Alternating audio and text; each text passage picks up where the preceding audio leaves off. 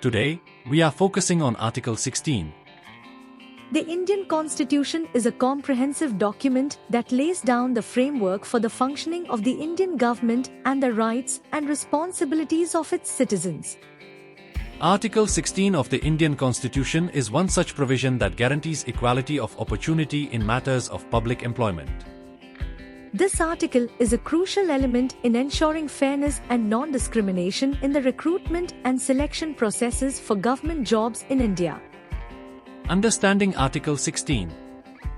Article 16 of the Indian Constitution states that there shall be equality of opportunity for all citizens in matters relating to employment or appointment to any office under the state.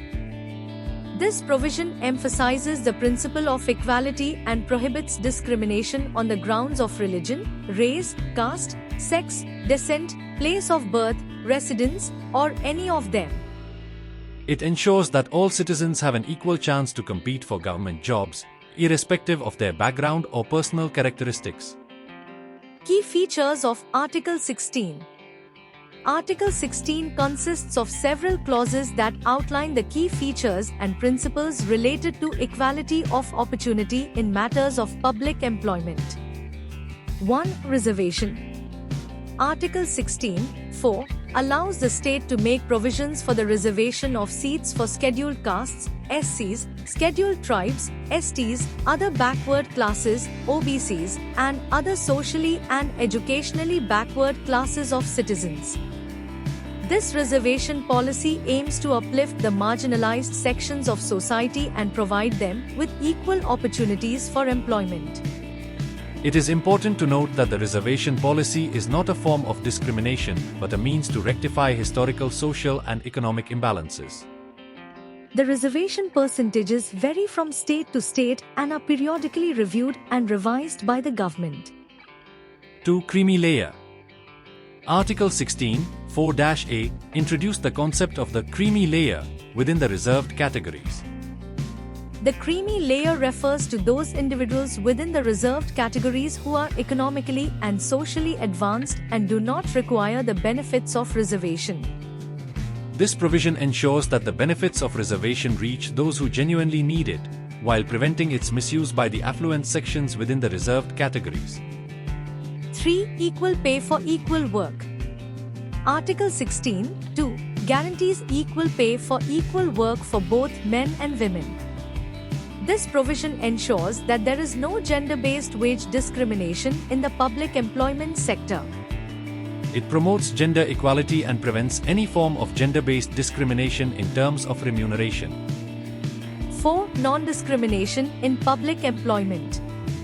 Article 16(1) prohibits discrimination on the grounds of religion, race, caste, sex, descent, place of birth, residence, or any of them in matters of public employment. This provision ensures that all citizens, regardless of their personal characteristics, are treated fairly and have an equal opportunity to secure government jobs. 5. No residence requirement. Article 16(3) prevents the state from imposing any residence requirement as a condition for public employment. This provision ensures that individuals from any part of the country can apply for government jobs without facing any discriminatory barriers based on their place of residence. 6. Exceptions for special posts. Article 16(4) allows the state to make provisions for the reservation of posts in favor of any backward class of citizens, which, in the opinion of the state, is not adequately represented in the services under the state. This provision enables the government to address specific social and educational imbalances in certain sectors or regions. Importance of Article 16. Article 16 plays a crucial role in promoting social justice, equality, and inclusivity in the public employment sector. It ensures that individuals from all sections of society have an equal opportunity to compete for government jobs and contribute to the nation's development. By providing reservations for marginalized sections, Article 16 addresses historical injustices and promotes the empowerment of socially and economically backward classes. It helps in bridging the gap between different sections of society and promotes a more inclusive and representative workforce in government institutions. Discrimination based on religion, caste, and gender continues to persist in various forms, and marginalized communities often face social and economic disparities. This provision is particularly significant in a society where gender disparities still exist in various spheres. Challenges and criticisms. While Article 16 is a progressive provision, it has also faced certain challenges and criticisms. 1. Reservation quota. One of the major criticisms of Article 16 is related to the reservation quota. Some argue that the reservation percentages are too high and that they have led to the exclusion of deserving candidates from general categories.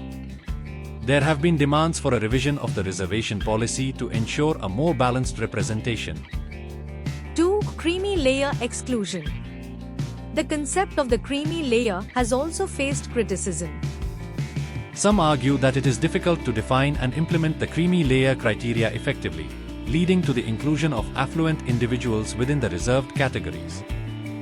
There have been calls for a more comprehensive and transparent mechanism to identify the genuinely deserving beneficiaries of reservation. 3. Merit-based selection. Another criticism is that reservation policies sometimes compromise merit-based selection. Critics argue that the focus on reservation can lead to the neglect of merit and qualifications, resulting in the recruitment of less competent individuals. There have been debates on striking a balance between reservation and merit-based selection to ensure the recruitment of the most qualified candidates. Don't forget to give this video a thumbs up and subscribe to our channel for more content on Indian constitutional law.